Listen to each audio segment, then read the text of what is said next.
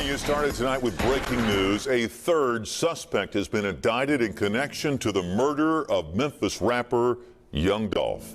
Hello, I'm Greg Hurst. Hi, I'm Stephanie Skurlock. WREG's Bria Jones joins us live now from outside the Shelby County Criminal Justice Center with these late-breaking details.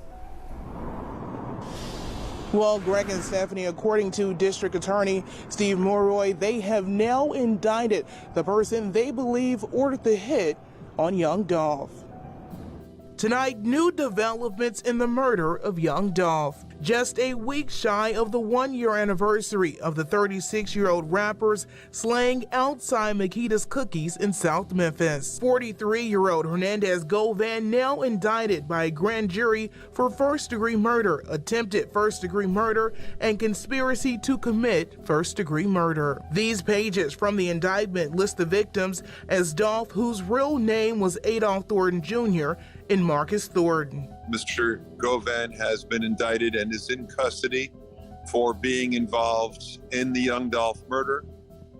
He played the role of the person who solicited the murder. We asked District Attorney Steve Mulroy if Govan paid the other two murder suspects, Justin Johnson, known as Straight Drop, and Cornelius Smith, who were arrested and charged earlier this year. What we are alleging in our indictment is that he asked for the murder to take place.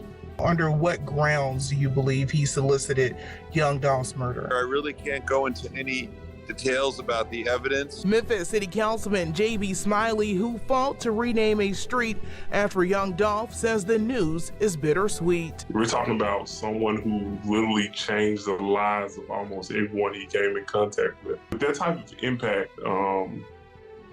I don't think there's any way that you could, satisfy people. He, like so many others, is hoping everyone involved is brought to justice. And there's nothing we can do to, bring Dolph back, but what we can do is we can deter violent crime, and we also can punish those individuals involved in this matter.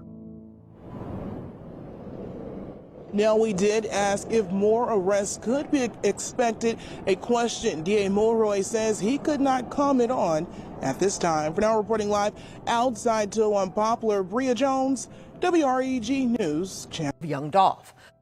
For more details are coming into the Fox 13 newsroom tonight as to who did what in the murder of Young Dolph. Now, just last night, we broke that there was a third arrest. Tonight, we are looking into which roles police say each actually played. Fox 13's Kayla Solomon talked with Shelby County District Attorney Steve Mulroy tonight. And Kayla, we're getting a bigger picture thanks to that conversation as to who might be the mastermind of this plot. Daryl, District Attorney Mulroy confirmed that Hernandez Govan is the man who ordered the murder of Young Dolph.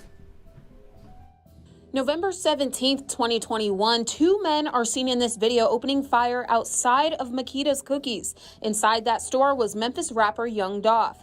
It would take just a couple of weeks for the first arrest to happen in his murder. Cornelius Smith was arrested in December in DeSoto County. Then in January of this year, Justin Johnson was arrested in Indiana. Now there has been a third arrest. So what's the connection between these three men?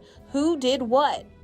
Justin Johnson and Cornelius Smith are, we allege, the two shooters.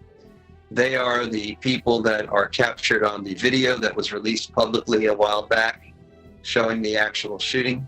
That video was released by Memphis police the day after the shooting. You can see in the photos two people standing holding guns aimed at Makita's. Also in those photos, a picture of a white Mercedes-Benz that police say was the car used in the crime. Now, almost a year later, a third man has been arrested, Hernandez Govan.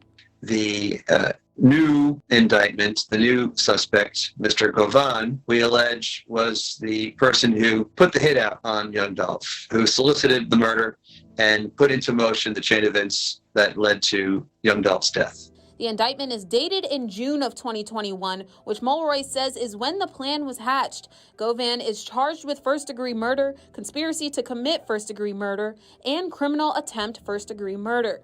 His criminal record dates back to the 1990s, where he's been charged for aggravated assaults and drug charges since.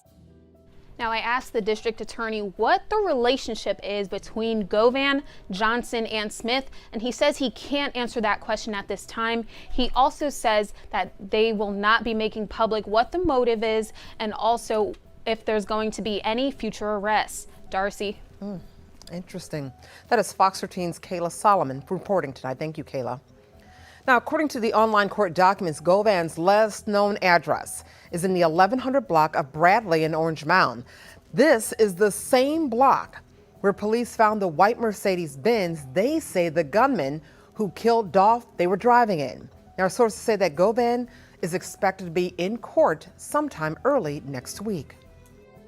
Hernandez Govan has a lengthy criminal record dating back to the early 90s, in fact. Records show January of 1990, Govan was charged with possessing a controlled substance with the intent to manufacture, deliver, or sell. That's a Class E felony. Then again, May of 2000, he was charged with possessing a controlled substance with the intent to manufacture, deliver, or sell. Now, records show he pled guilty to that charge and was sentenced to 2 years behind bars. In August 2003, he was charged with being a convicted felon in possession of a handgun. Again, court records show he pled not guilty, and Fox 13 is working to learn more on if he was sentenced for that case. In November of 2003, Govan was charged with possession of a controlled substance and pled guilty. Then in April 2008, he pled guilty to aggravated assault. Govan was sentenced to 3 years in that case. He was charged with aggravated assault again May of last year, 2021, accused of beating up his former partner. Coming up on Fox 13 News at 10, we'll continue to look into just who Govan is and share his connection to another rapper killed in Houston this year. 103.